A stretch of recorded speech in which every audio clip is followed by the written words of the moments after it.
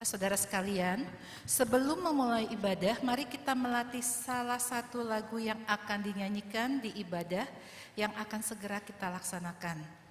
PNJ akan memberikan contoh sebanyak 2 kali, dan setelah itu kami mengundang saudara-saudara sekalian untuk ikut bernyanyi bersama kami. NKB 90, bait 1 dan 2, PNJ yang akan menyanyikannya dulu.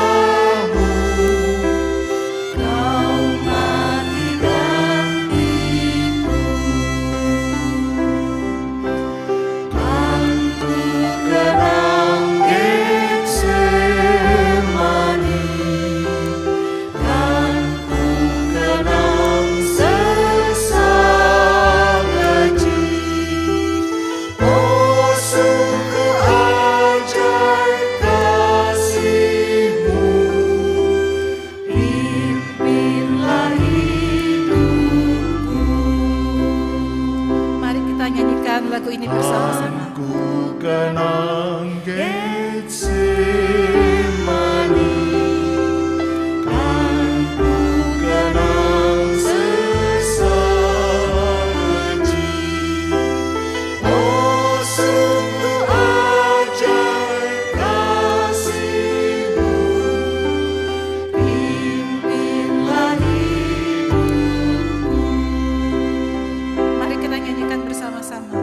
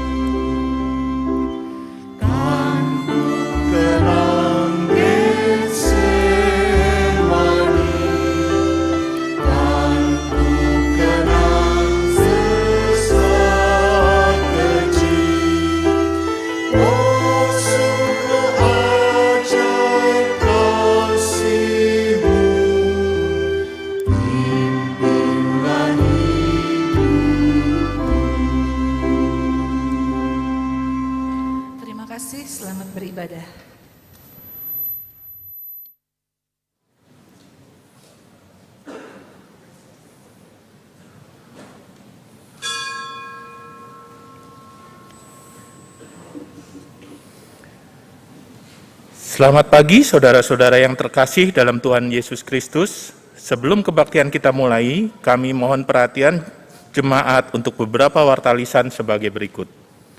Hari ini, Jumat tanggal 15 April 2022, pelayan firman Tuhan pada kebaktian ini akan dilayangkan oleh Pendeta Cipto Martalus Sapangi dari GKI Puri Indah. Pada hari ini juga akan dilayangkan sakramen perjamuan kudus. Bagi umat yang mengikuti via YouTube, mohon agar dapat mempersiapkan roti dan anggur masing-masing. Ibadah onsite terbatas GKI Puri Indah akan diadakan satu kali kebaktian, yaitu pada pukul 9.00 WIB. Mohon dapat disiapkan juga aplikasi Peduli Lindungi agar dapat melakukan scan pada saat masuk ke gedung gereja GKI Puri Indah. Kebaktian Sabtu Sunyi akan diadakan secara hybrid pada hari Sabtu pada tanggal 16 April 2022 pukul 18.00 WIB. Kebaktian Paskah akan diadakan secara hybrid pada hari Minggu 17 April 2022 pukul 9.00 WIB. Akan dilayangkan juga baptis kudus dewasa, CD, dan penerimaan anggota. Mohon dukungan doa jemaat. Kebaktian Paskah Komisi Anak dilakukan pada hari Minggu tanggal 24 April 2022 pukul 10.30 WIB dengan tema Sebab Dia Hidup. Acara diisi dengan puji-pujian, games, art kreatif, dan lain-lain. Pelayan firman dibawakan oleh Ibu Wulan. Di bulan puasa tahun ini, bidang kesaksian dan pelayanan GKI Puri Indah kembali mengadakan program berbagi kasih untuk sesama. Setiap hari akan dibagikan sebanyak 220 paket nasi bungkus mulai tanggal 5 sampai 22 April 2022 yang akan disalurkan melalui masjid, musola, pondok pesantren di wilayah sekitar Taman Permata Buana. Akan dibagikan juga 90 paket bingkisan lebaran untuk petugas PPSU, penyapu jalan, petugas keamanan yang selama ini melayani lingkungan di sekitar Taman Permata Buana. Jemaat yang tergerak untuk berpartisipasi dapat menghubungi Penatua Darman atau Penatua Desi. Kepada saudara-saudara yang baru pertama kali mengikuti ibadah hybrid di GKI Puri Indah, Majelis Jemaat mengucapkan selamat bergabung. Sekian warta lisan hari ini. Sebelum kita mulai ibadah, marilah kita bersaat teduh dalam doa pribadi.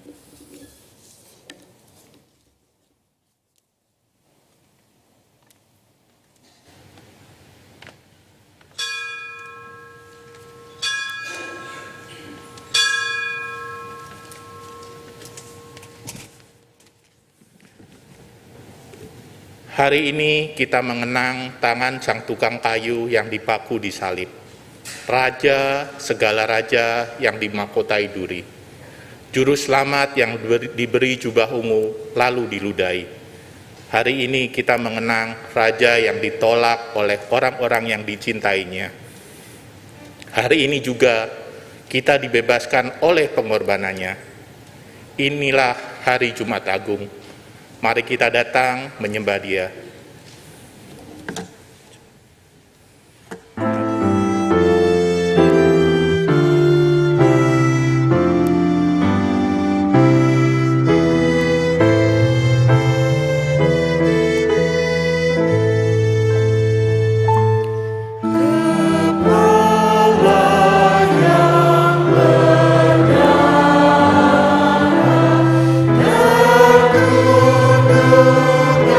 Tertunduk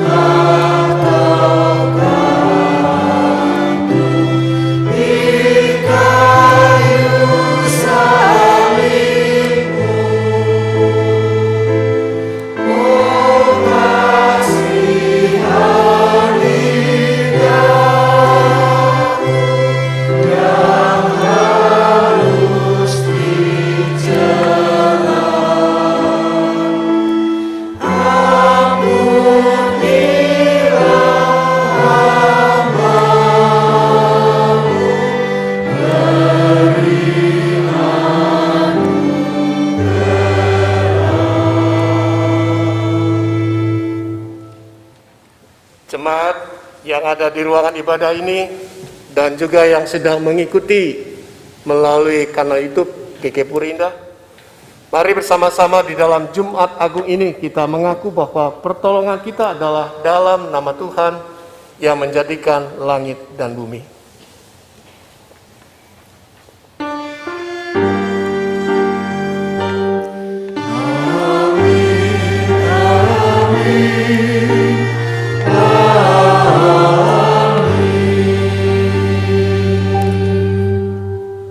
Tuhan beserta kita.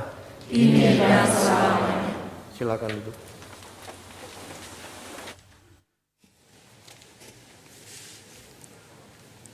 Umat kekasih Tuhan, kita hadir di Jumat Agung ini untuk mengenang Kristus yang datang untuk menyelamatkan dunia, namun ditolak dan disalibkan karena ego manusia. Marilah memohon agar Roh Kudus menerangi hati kita, agar lewat perenungan sabda Tuhan hari ini, kita dapat memeriksa diri dan berbenah diri.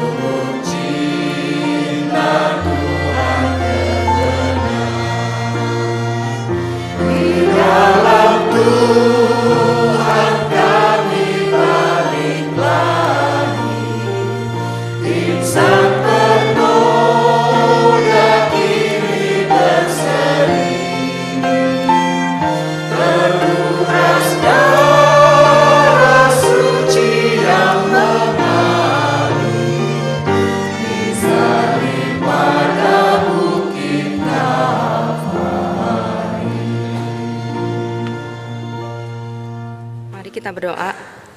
Ya Tuhan, kami datang hari ini untuk mengenang Putramu Yesus Kristus yang tidak pernah melupakan siapapun, tetapi Ia dilupakan oleh orang-orang yang terdekatnya. Ia yang tidak melakukan kejahatan, tetapi kepadanya dijatuhkan hukuman mati. Pada hari ini, ribuan tahun lalu, sejatinya Ia dapat menyelamatkan diri sendiri, namun Ia memilih jalan penderitaan karena kasih-Nya kepada kami. Saat ini ketika kami menyanyi, membaca dan merenungkan firman tentang kisah salib Yesus, ajarilah kami lagi akan makna penderitaannya. Tolonglah kami agar lewat perenungan ini, kami dapat kembali dikuatkan untuk memikul salib dan mengikuti Yesus. Di dalam nama Tuhan Yesus kami berdoa. Amin.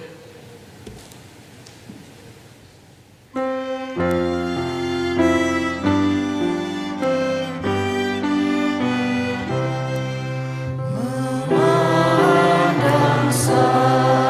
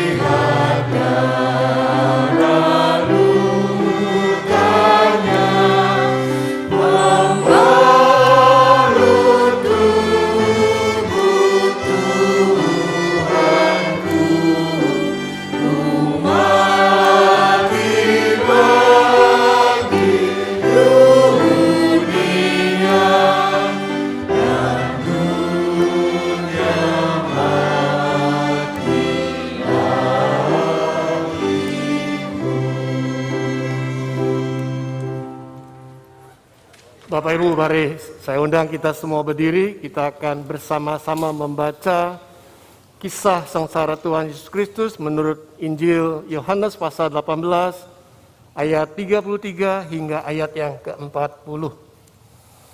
Yohanes pasal 18 ayat 33 hingga ayat yang ke-40.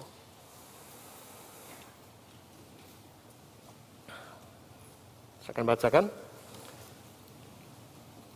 Maka kembalilah Pilatus ke dalam gedung pengadilan, lalu memanggil Yesus dan bertanya kepadanya, "Engkau inikah raja orang Yahudi?" Jawab Yesus, "Apakah engkau katakan hal itu dari hatimu sendiri? Atau adakah orang lain yang mengatakannya kepadamu tentang aku?" Kata Pilatus, "Apakah aku seorang Yahudi? Bangsamu sendiri dan imam-imam kepala yang telah menyerahkan engkau kepadaku. Apakah yang telah engkau perbuat?" Jawab Yesus, "Kerajaanku bukan dari dunia ini. Jika kerajaanku dari dunia ini, pasti hamba-hambaku telah melawan, supaya aku jangan diserahkan kepada orang Yahudi. Akan tetapi kerajaanku bukan dari sini." Maka kata Pilatus kepadanya, "Jadi, engkau adalah raja?" Jawab Yesus, "Engkau mengatakan bahwa aku adalah raja. Untuk itulah aku lahir dan untuk itulah aku datang ke dunia ini, supaya aku memberi kesaksian tentang kebenaran. Setiap orang yang berasal dari kebenaran mendengarkan suaraku." Kata Pilatus kepadanya, "Apakah kebenaran itu?" Sesudah mengatakan demikian, keluarlah Pilatus lagi mendapatkan orang-orang Yahudi dan berkata kepada mereka, "Aku tidak mendapati kesalahan apapun padanya. Tetapi pada waktu ada kebiasaan bahwa pada Paskah aku membebaskan seorang bagimu. Maukah kamu supaya aku membebaskan raja orang Yahudi bagimu?" Mereka berteriak pula, "Jangan dia, melainkan Barabas. Barabas adalah seorang penyamun." Demikianlah kisah sengsara Kristus. Dan pernah melupakan apa yang telah Kristus lakukan.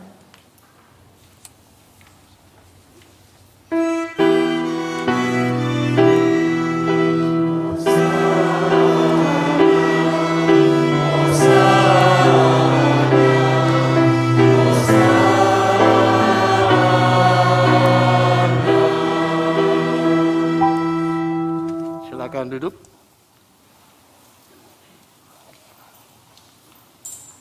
Bapak Ibu yang dikasihi Tuhan, siapakah di antara kita yang beberapa tahun yang lalu suka nonton film Rambo? Ada? Rambo, iya. Pak David, ada lagi? Baik. Siapakah pemeran utamanya?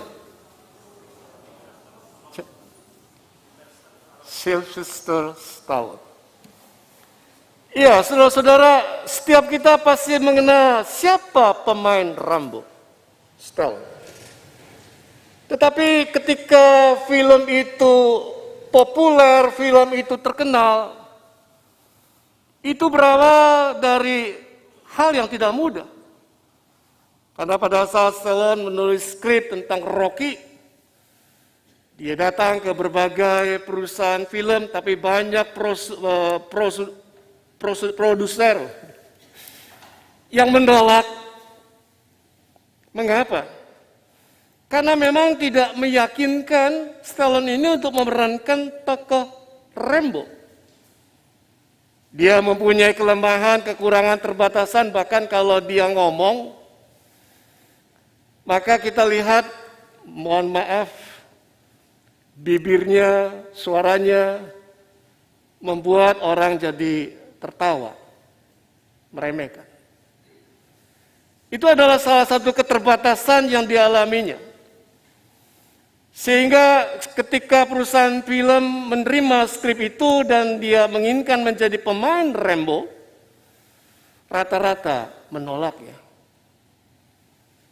Namun demikian ini tidak membuat Stallone itu putus asa.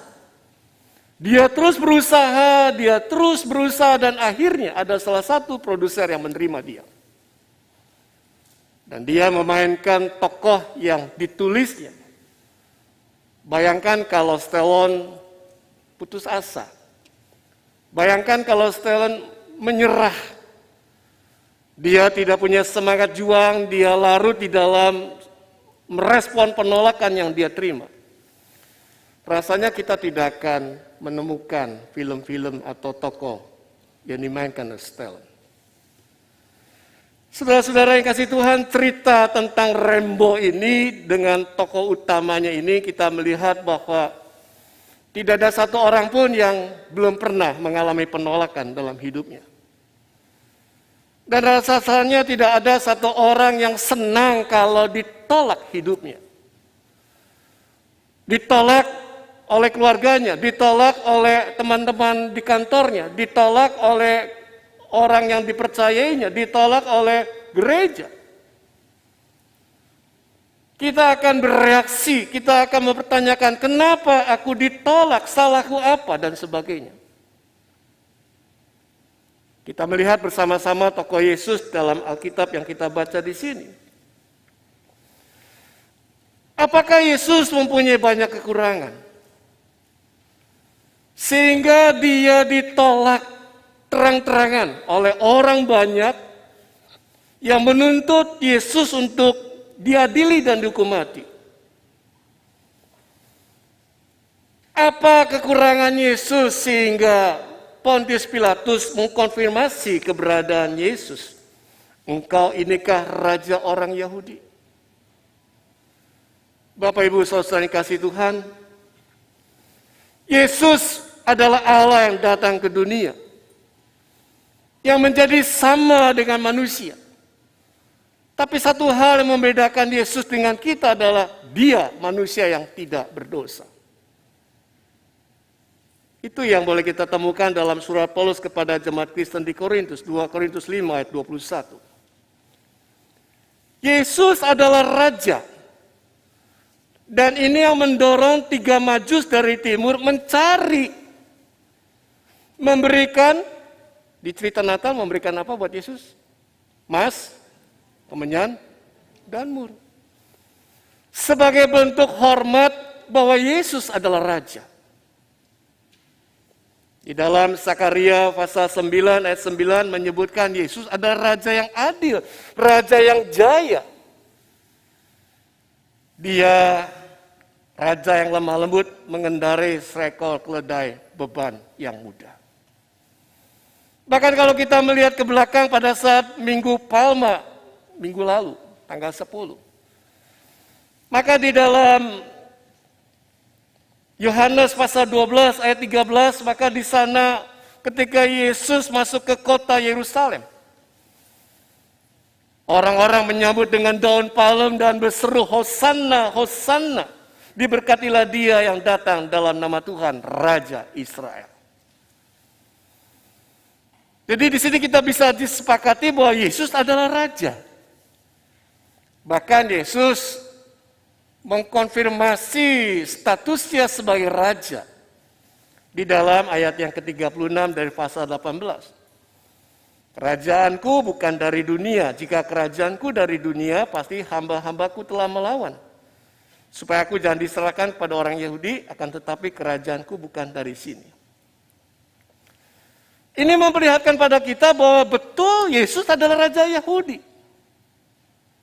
Tetapi Raja yang berbeda dengan Raja pada umumnya. Karena Yesus adalah Raja yang tidak haus darah. Yang tidak suka dengan kekerasan, tidak suka dengan kekuasaan, tidak suka dengan peperangan. Yesus adalah Raja yang lemah lembut, yang mencintai kebenaran dan perdamaian. Sosok inilah sehingga ketika Yesus ada di mana saja, mengajar, memberikan mujizat, banyak orang mengerumuni dia, mendengarkan pengajarannya, menjadi terpesona. Dan rupa-rupanya, ketokohan Yesus, kepopularitasan Yesus, membuat rasa tidak nyaman para tokoh agama, pemuka masyarakat saat itu. Mereka merasa terganggu sehingga akhirnya mereka menghalalkan segala cara bagaimana caranya menangkap Yesus, menjerat Yesus.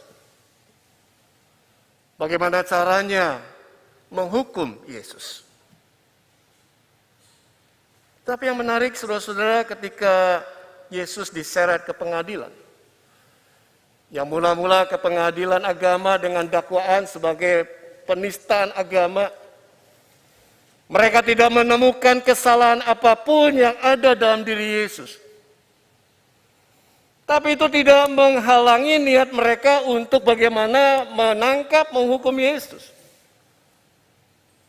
Sekalipun mereka sadar bahwa dalam hukum Roma, maka mereka tidak bisa menghukum Yesus. Tetapi mereka menggiring Yesus ke penguasa Roma. Isunya dibalik dengan tuduhan makar bahwa Yesus mengakui dirinya sebagai raja Yahudi.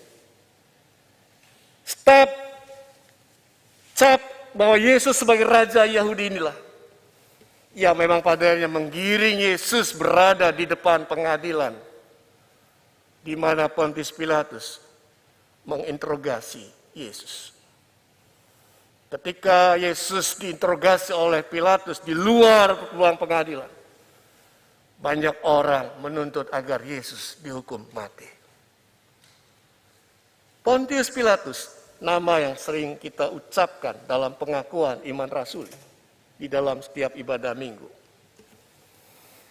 Di dalam Injil Yohanes kita melihat bahwa memang Pontius Pilatus adalah tokoh antagonis.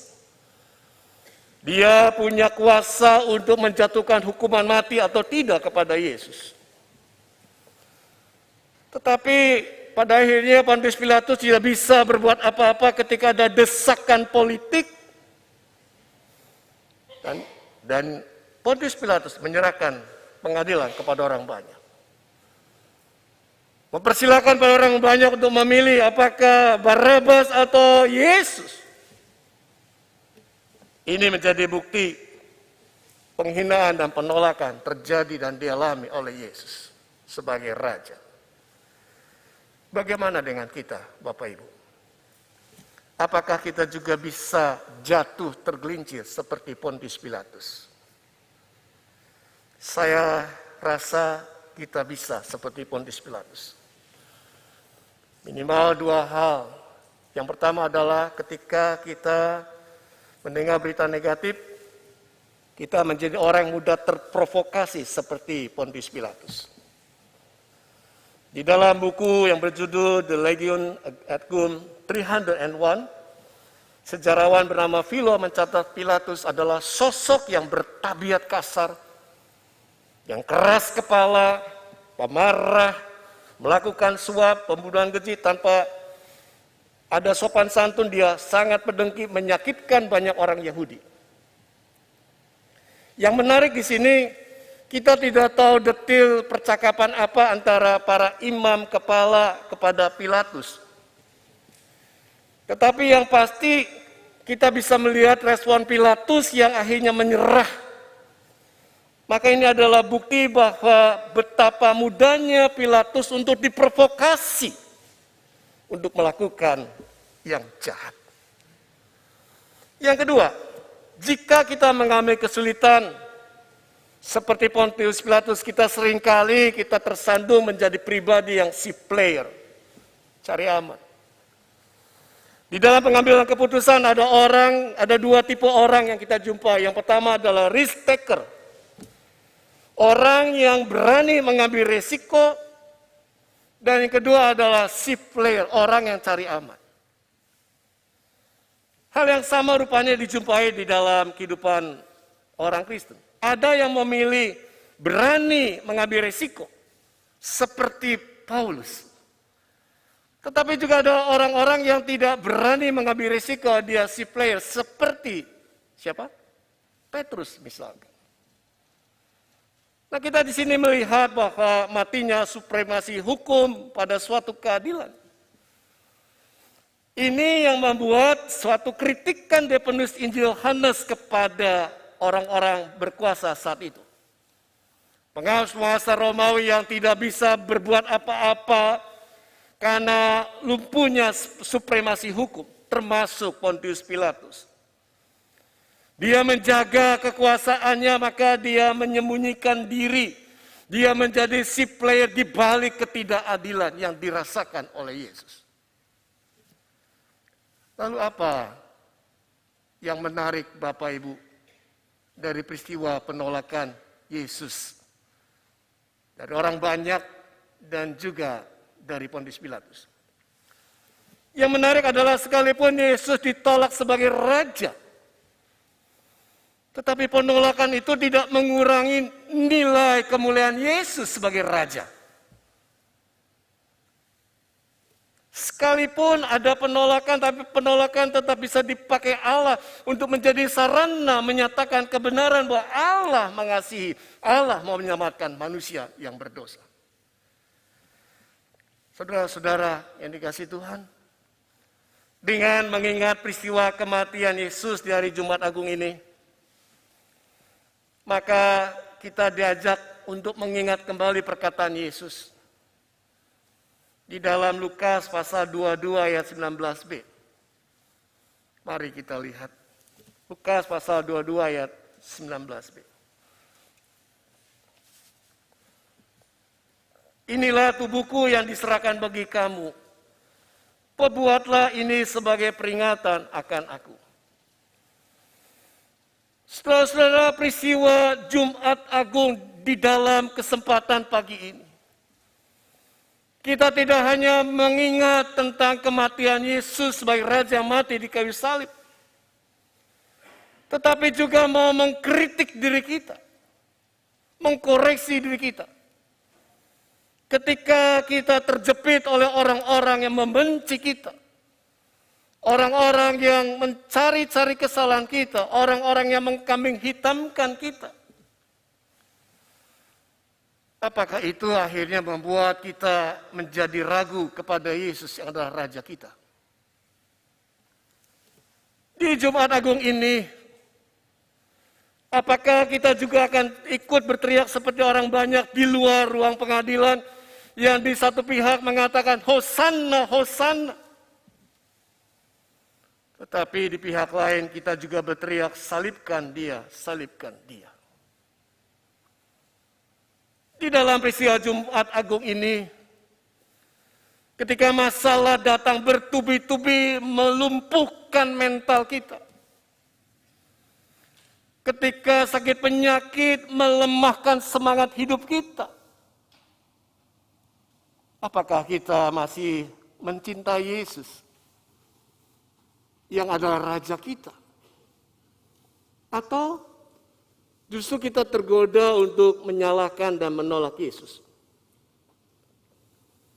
Kita semua Bapak Ibu bisa menolak Yesus. Kita semua bisa tergelincir, akhirnya kita menolak Yesus sebagai Raja.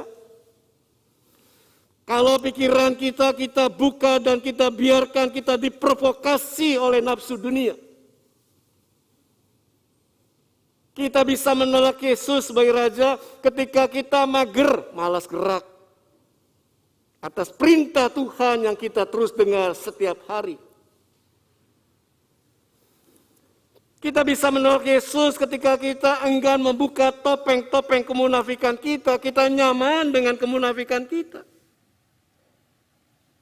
Kita bisa menolak Yesus ketika mata hati kita hanya tertuju kepada dosa, sehingga kita menikmati semua apa yang kita lakukan, kesalahan kita, bukan kepada Yesus yang mati di kayu salib karena salah dan dosa kita. Saudara-saudara, di Jumat Agung ini, di sakramen perjamuan kudus, bentar lagi kita akan makan hosti, atau roti dan air anggur. Pada saat kita akan makan hosti atau roti, ingatkanlah diri kita tentang tubuh Kristus yang dipaku di kayu salib. Yang memang diberikan agar kita diselamatkan, agar kita tidak mengalami mati kekal karena dosa. Saat kita minum air anggur, mari ingatkanlah diri kita tentang darahnya yang menyucikan kita. Dan Yesus yang terpaku di kayu salib, yang darahnya keluar dari luka-luka tubuhnya, seolah-olah dia akan mengatakan bahwa aku ingin menyegarkan kamu kembali, menguatkan kamu kembali. Sehingga kamu mempunyai daya hidup, daya juang dalam menghadapi berbagai persoalan hidup ini. Maka Bapak Ibu, sambutlah Yesus sebagai Raja. Dan kalau kita saat ini sedang terpojokkan oleh orang-orang yang tidak suka dengan kita, dan kalau saat ini kita sedang berbeban berat dan bergumul dengan berbagai kesulitan hidup yang menerpa kita, lakukanlah dua hal. Yang pertama, berhati-hatilah menjalani hidup ini. Berdoa dan mintalah kepada Tuhan agar melalui peran serta Roh Kudus kita ditolong untuk tidak mengkhianati cinta Yesus yang sudah terjadi di kayu salib. Tidak mengkhianati, tapi kita tetap taat dan setia kepada Yesus. Yang kedua, di dalam memutuskan sesuatu apapun, berdoa dan mintalah hikmat dari Tuhan. Hanya dengan hikmat dari Tuhan, maka keputusan yang kita putuskan adalah keputusan tepat guna dan tidak mendukakan Tuhan. Kiranya Tuhan menolong, memampukan kita untuk menyambut Yesus yang adalah Raja dalam hidup ini. Amin.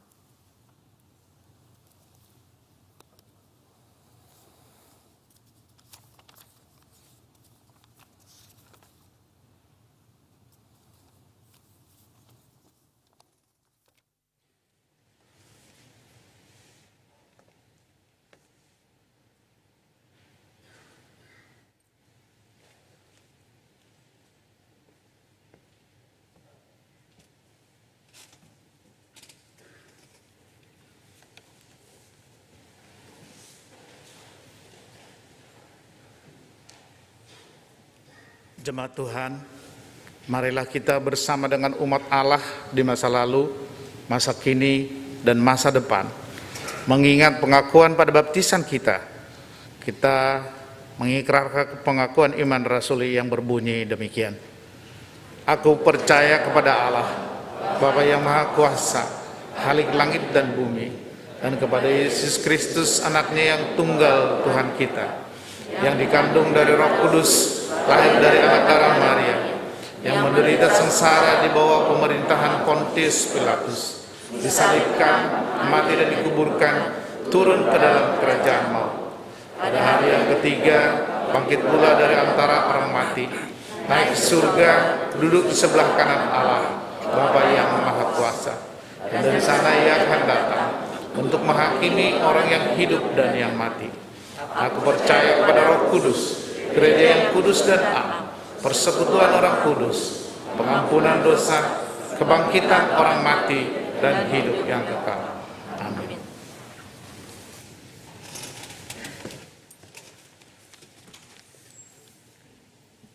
Saudara-saudara, mari kita bersatu hati di dalam doa syafaat. Bapa di surga, ampunilah kami jikalau kami tidak ubahnya seperti orang-orang banyak yang di satu pihak berteriak Hosana, Hosana, memuliakan Tuhan. Tapi di pihak lain kami berteriak salibkan, salibkan Yesus.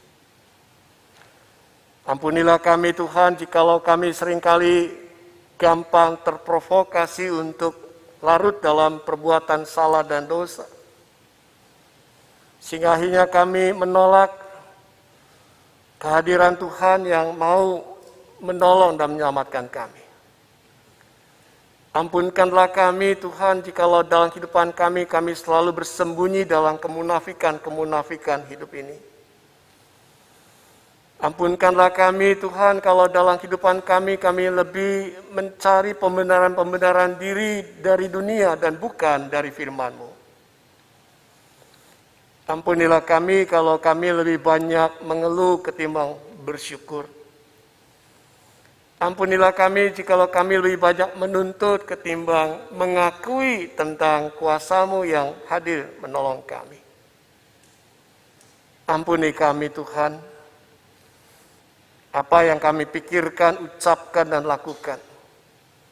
Jikalau Tuhan melihat semua itu sebagai bentuk penolakan kami kepadamu, ampunilah kami. Dan kesempatan ini kami bersyukur, kami diingatkan kembali kepada peristiwa Jumat Agung. Bahwa Allah kami adalah Allah yang mengasihi dan menyelamatkan kami. Allah kami Allah yang adalah Raja dalam kehidupan kami, yang mau mensejahterakan kami, menolong kami, mencukupi, melengkapi kehidupan kami. Oleh karena itu, tolonglah kami jikalau kami sebentar lagi akan bersekutu dengan roti dan air anggur perjamuan. Biarlah itu menjadi sebuah energi baru buat kami,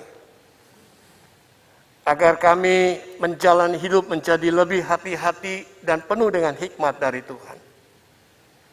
Sehingga Tuhan menjadi tersenyum melihat perubahan-perubahan dari hidup kami.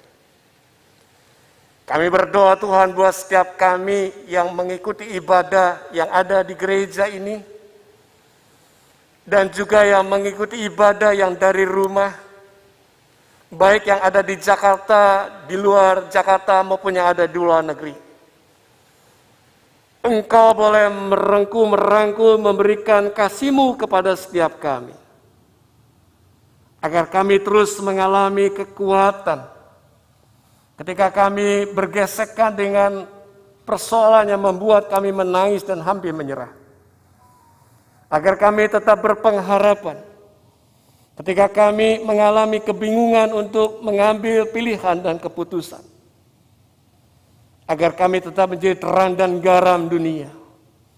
Ketika Tuhan memberikan banyak berkat dan kepercayaan buat kami dimanapun Engkau tempatkan, Engkau utus diri kami. Biarlah lewat sakramen perjamuan kudus di Jumat Agung ini, kami bukan hanya mengalami sukacita karena mengingat peristiwa pengorbanan Yesus, tetapi juga kami bergembira karena Allah kami Allah yang hidup, yang senantiasa mau mencukupi, menjamin kehidupan kami. Dengarkanlah doa kami ya Bapa. Dan kami juga berdoa buat jemaat-Mu yang tidak bisa hadir karena lemah tubuh. Sungguh kami teringat buat sahabat-sahabat kami. Kami berdoa untuk Ibu Deborah dan Bapak Budiman, untuk Bapak Rianto, untuk Ibu Palawati, untuk Ibu Aryani, untuk Ibu Eviliston, untuk Saudara Andreas, dan juga anak kekasih kami Justin, dan juga beberapa nama yang tidak kami sebutkan tetapi sedang sakit, dan juga karena usia yang sudah lanjut. Tuhan, lawatlah mereka. Pakai kami Tuhan untuk merangkul mereka dengan dekapan kasih-Mu yang kudus. Tolonglah kami agar kami boleh mengingat nama-nama mereka di dalam doa-doa pribadi kami, sehingga mereka tidak mengalami penolakan, tetapi mereka juga mengalami dekapan kasih Allah yang menghangatkan kami satu sama lain. Bapa di surga, di dalam nama Yesus kami berdoa dan menaikkan syukur. Amin.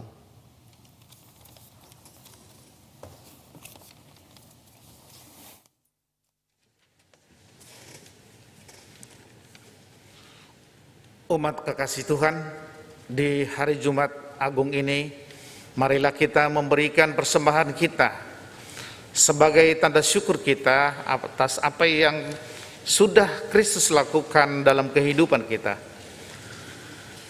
Seperti dikatakan di dalam 1 Petrus yang kedua ayat yang kelima, berbunyi demikian, biarlah kamu juga dipergunakan sebagai batu hidup untuk pembangunan suatu rumah rohani bagi suatu imat kudus, untuk mempersembahkan persembahan rohani yang karena Yesus Kristus berkenan kepada Allah. Bapak Ibu bisa menyampaikan persembahan melalui transfer ke rekening BCA nomor 221317194 atau scan QRIS, atau bagi Bapak Ibu yang hadir di gereja pada saat ini, silahkan memasukkan ke dalam amplop dan mengantar ke depan. Bapak Ibu bisa maju ke depan melalui jalur tengah dan kemudian kembali ke tempat duduk semula lewat jalur samping. Sambil menyampaikan persembahan kita menyanyikan Kidung Jemaat nomor 393.